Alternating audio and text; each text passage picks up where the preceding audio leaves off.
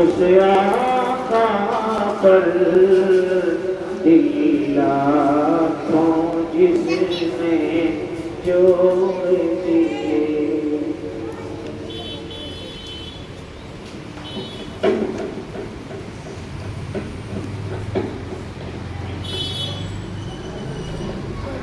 ان کا نام لب پر آئے منہ میٹھا میٹھا ہو جائے. ان کے بول بہاروں جیسے, ان کے اصحاب ستاروں جیسے, ان کے جیسا جہاں میں نہیں کوئی. جن سے بچھڑ کر لکڑی روئی, جب وہ سیر کو جایا کرتے تو بادل بھی ان پر سایہ کرتے صلی اللہ علیہ وسلم. بہت ہی مخصوص اشعار حضرت مولانا محمد زاہد حسن صاحب ہمارے سامنے ابھی پیش کر رہے تھے. آپ سب حضرات ان کو سماعت کر رہے تھے. حضرات چونکہ ہمارا پروگرام بہت مختصر ہے, یوں تو یہاں کافی تعداد میں قرب و جوار سے, اطراف سے نوجوان معزز علماء الحمدللہ تشریف فرما ہے. اللہ تعالیٰ ان سب حضرات کی حاضری کو قبول فرمائے. آج کی اس مجلس کے اہم اور بہت ہی معتبر شخصیت حضرت مولانا محمد انور صاحب دامت برکاتہم شیخ الحدیث تعلیم التشریعیہ گنگو الحمدللہ ہمارے درمیان میں تشریف فرما ہے. اللہ تعالیٰ حضرت کی عمر میں برکت عطا فرمائے, انتظارہ دیر تک ہمارے سروں پر قائم فرمائے. ایسے ہی حضرت مولانا محمد ریاض صاحب شیخ الحدیث ثانی ہیں الحمدللہ تعلق رشیدیہ گنگو کے, وہ بھی ہمارے درمیان میں تشریف فرما ہے. ان کا بھی اہم کتاب ہونا ہے. تو میں اس وقت مناسب سمجھ رہا ہوں کہ ایک وصیت حضرت مولانا محمد دانش شاہ جو دہلی سے تشریف لائے ہیں, الحمدللہ اللہ تعالیٰ نے بڑی خوبیوں سے بڑی صلاحیتوں سے ان کو نوازا ہے. وہ اپنا 1 گھنٹے کا بیان الحمدللہ 5 منٹ میں پیش کرنے کا ہنر جانتے ہیں. تو میں بہت ہی ادب کے ساتھ حضرت مولانا محمد دانش صاحب سے درخواست کروں گا کہ آپ تشریف لائیں اور اپنے قیمتی کتاب سے ہم سامعین کو محفوظ فرمائیں. بسم اللہ الرحمن الرحیم. نحمده ونصلي على رسوله الكريم اما بعد. فقد قال الله تبارك وتعالى في القرآن المجيد والفرقان الحميد. اعوذ بالله من الشيطان الرجيم. بسم الله الرحمن الرحيم. اقرأ باسم ربك الذي خلق. صدق اللہ العظیم. معزز و مکرم علماء کرام اور سامعین اسلام, میں آپ حضرات کے سامنے میزبان ہونے کی حیثیت سے کھڑا ہوں, کیونکہ جن کا یہ پروگرام ہے وہ میرے بھائی ہیں, چچردار بھائی ہیں. ظاہر سی بات ہے کہ بھائی کا بھی بڑا حق ہوتا ہے. اور دوسری ان کی گزارش میں کر دینا چاہتا ہوں کہ ہمارے اس بستی میں مسجد میں بہت بڑے بڑے علماء کرام تشریف فرما ہیں, تو ان کے سامنے بولنا گویا ایسا ہے جیسا کہ سورج کے سامنے چراغ دکھانا. اور میں اسی لیے کھڑا ہو کر بھی اسی لیے بیان بات کر رہا ہوں, اس لیے کہ بڑوں کے سامنے بیٹھنا بھی بے ادبی ہے. میں انہی کی تصدیق چاہتے ہوئے اور انہی علماء کرام سے دعا لیتے ہوئے میں آپ حضرات سے صرف 3 یا 4 منٹ بات کروں گا. کلام اللہ شریف کی آیت شریفہ جو آپ حضرات کے سامنے پڑھی گئی, اس کا پورا مفہوم ترجمہ تفسیر یہ علماء کرام جانتے ہیں. ان کی جوتیوں میں بیٹھ کر جو میں نے سیکھا ہے وہ میں آپ حضرات سے بات کر دینا چاہتا ہوں. میں ایک بات یہ بھی عرض کرتا ہوں کہ اگر ہم یہاں کوئی بات بولیں تو بہت دور دراز تک وہ بات پہنچ جاتی ہے. میں اشاروں میں آپ حضرات سے بات بھی کہوں گا, ایک سمجھ لینا کہ ہم وہ لوگ ہیں, وہ مسلمان ہیں کہ جن کی ابتدا بھی اقرا سے ہوئی. اقرا کے معنی یہ علماء کرام جانتے ہیں اقرا کے معنی آتے ہیں پڑھنے کے.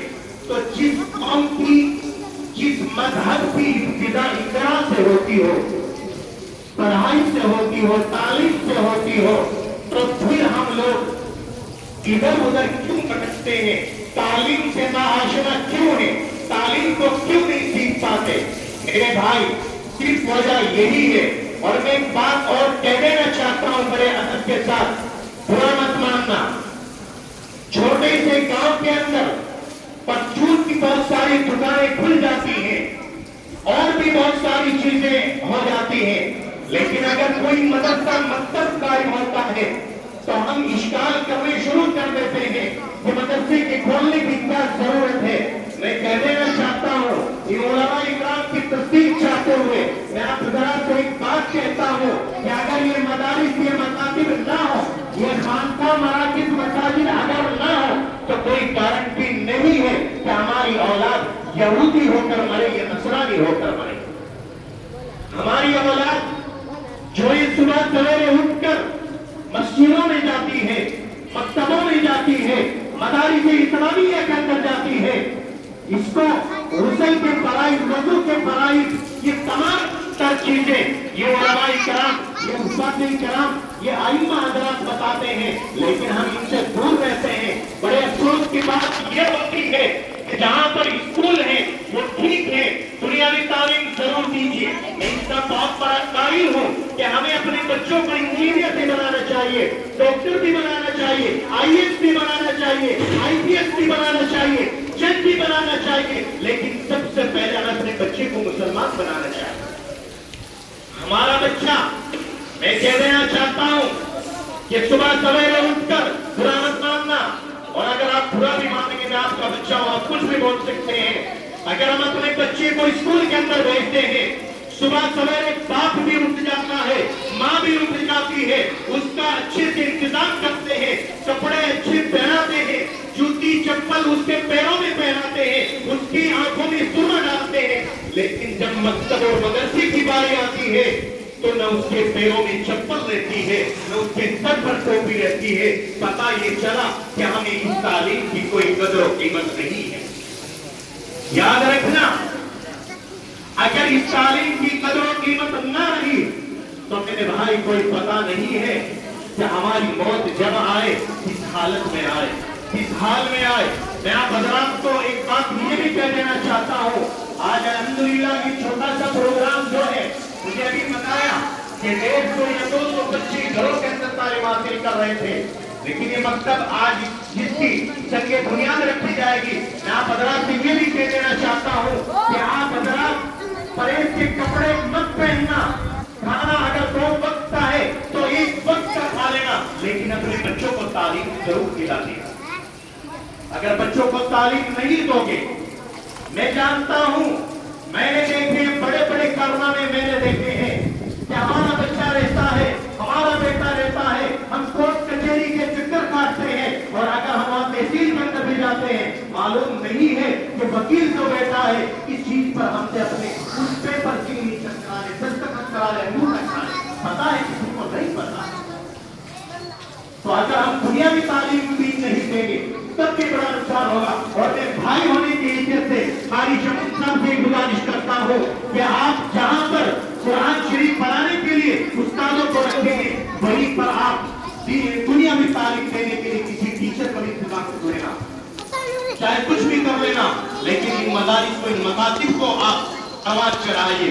بڑا افسوس ہوتا ہے, بڑا دکھ آتا ہے, بہت تکلیف ہوتی ہے. ہم زمین بیچتے ہیں تو الیکشن لڑتے ہیں, ہم زمین بیچتے ہیں شادی کرتے ہیں, ہم زمین بیچتے ہیں مکانات بناتے ہیں, ہم زمین بیچتے ہیں مقدمہ لڑتے ہیں, لیکن کوئی ایسا مائی کلام نہیں دیکھا کہ جس نے زمین بیچی ہو اور اس نے اپنے بچے کو تعلیم دلائی. یہ کرنا چاہیے. ہم اس دنیا سے اگر جائیں گے تو کوئی ساتھ لے کر گیا, کچھ نہیں جائے, تمام کا تمام یہ رہے گا. میں آپ حضرات کی چھوٹی سی بات کہہ کر اپنی بات ختم کرتا ہوں.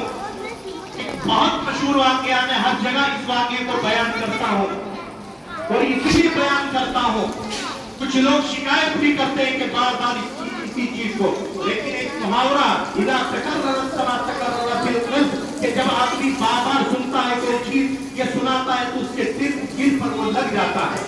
ایک جگہ پر ایک جنازہ لایا گیا اور جیسی وہ جنازہ آیا, سے سنتے اس بات کو, جیسی وہ جنازہ آیا بازو میں کھڑے ہوئے ایک آدمی نے کہا کہ حضرت جو باہر نوجوان کھڑے ہیں آپ ان کو بلا لیجیے, آپ ان کو بلا لیجیے تاکہ نماز جنازہ پڑھ لیں. حضرت نے اشارہ کیا کہ آؤ نماز جنازہ پڑھ لو. کچھ نوجوان آگے کچھ نوجوان نہیں آئے. جو ایک نوجوان کھڑا ہوا تھا اس کے کانوں کے اندر لیڈ لگی ہوئی تھی, منہ کے اندر برباد کھا رکھا تھا. جیسے حضرت نے اشارہ کیا کہ نماز پڑھ لو تو اس نے اشارے سے کہہ دیا کہ آپ ہی پڑھ لو. جب نماز جنازہ ہو گئی, غور سے سننا, جب نماز جنازہ ہو گئی تو اسی آدمی نے کہا کہ حضرت جس نوجوان کو آپ بلا رہے تھے اسی کے باپ کا یہ جنازہ ہے. تو ایسی اولاد کا ہم کیا کریں کہ جو اولاد ہماری نماز جنازہ بھی نہیں پڑھ سکتی. ہونا تو یہ چاہیے تھا کہ باپ کا جنازہ سامنے ہو اور بیٹا پڑھانے کے لیے تیار ہو. اور یاد رکھنا یہ علماء اکرام بیٹھے ہیں, میں ان کی تصدیق چاہتے ہیں ایک بات کہتا ہوں کہ اگر کسی کا بیٹا, کسی کا پوتا, کسی کا بھتیجا, کسی کا بھائی نماز جنازہ پڑھا دیتا ہے تو اس کی مغفرت ہو جاتی ہے. کیوں؟ اس لیے کہ جب باپ کا جنازہ سامنے ہو, بیٹا نماز جنازہ کے لیے جب پڑھتا ہے تو آنکھوں سے آنسو جاری ہو جاتے ہیں, اور جب آنکھوں سے آنسو جاری ہو جاتے ہیں تو وہ نماز قابل قبول بن جاتی ہے. جب نماز قابل قبول بن جاتی ہے پھر یاد رکھنا اس کی مغفرت ہو جاتی ہے. لیکن ہم ایک کڑوا سچ میں بولتا ہوں کہ ہم 3 مہینے پوری کوشش کرتے ہیں, یہ مدارس والے, مکاتب والے پوری کوشش کرتے ہیں, لیکن 3 مہینے کے بعد اگر یہاں پر ایک میرے دوست بیٹھے ہوئے بولے مصطفیٰ برابر میں مدرسہ ہے, اگر ایسا ہوتا ہے معاملہ کسی کے 25 پارے ہیں یا 20 پارے ہیں اور اگر پلیس کا نمبر آ گیا تو اسی کو لے کر وہاں چلے جائیں گے پلیس کے اندر. سنائی تھی مجھ سے داستان کہ 20 پارے ہو گئے, 25 پارے ہو گئے اور کہاں لے کر جاتے ہیں پلیس کے اندر. جب اس بچے کو وہاں لے کر جاتے ہیں تو وہاں کوئی تعلیم کا نظر نہیں ہے, وہاں تو اس بچے کی بربادی کا نظر ہے. میں بات اس لیے کہتا ہوں کہ میں آپ کا اپنا, مجھے پتا ہے, میں سب درد سمجھتا ہوں, ساری چیز سمجھتا ہوں. اب جہاں آپ خرچ کرتے ہیں, جہاں آپ 50 لاکھ روپے کلہ زمین لیتے ہیں, جہاں آپ نہ جانے کیا کیا کرتے ہیں, آپ یہ بات نہیں کر سکتے کہ جب آپ کو پلیٹ ہی لگانی ہے تو آپ کسی آفس کو لے کر جائیے, اس کی ایک الگ سے چھان ڈالیے, وہیں پر اپنے بچوں کو تعلیم دلائیے. نہیں کر سکتے. کر سکتے ہیں.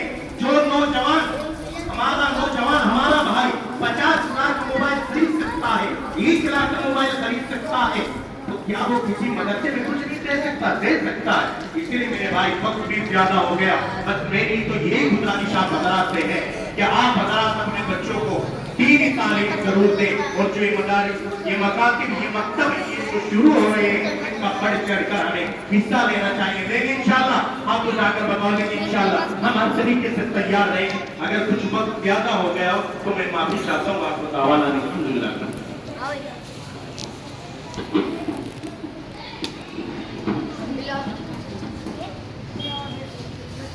بہت جامع اور قیمتی باتیں حضرت مولانا محمد دانش صاحب آمدان کے ساتھ میں پیش کر رہے تھے. اللہ تعالیٰ ہمیں عمل کی توفیق عطا فرمائے. اب میں تعمیر کے بڑے نظام حضرت مولانا محمد ریاض احمد صاحب دامت برکاتہ استاد حدیث و شیخ الحدیث ثانی مدرسہ دارالمعارف کو حضرت مولانا تشریف لائے اور اپنے قیمتی مباحث حسنہ سے ہم تمام سامعین کو محفوظ کرنا.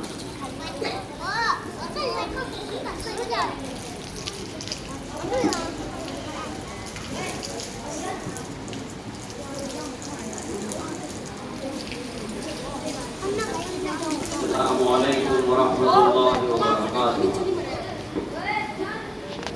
آگے آگے تشریف لے آئیں.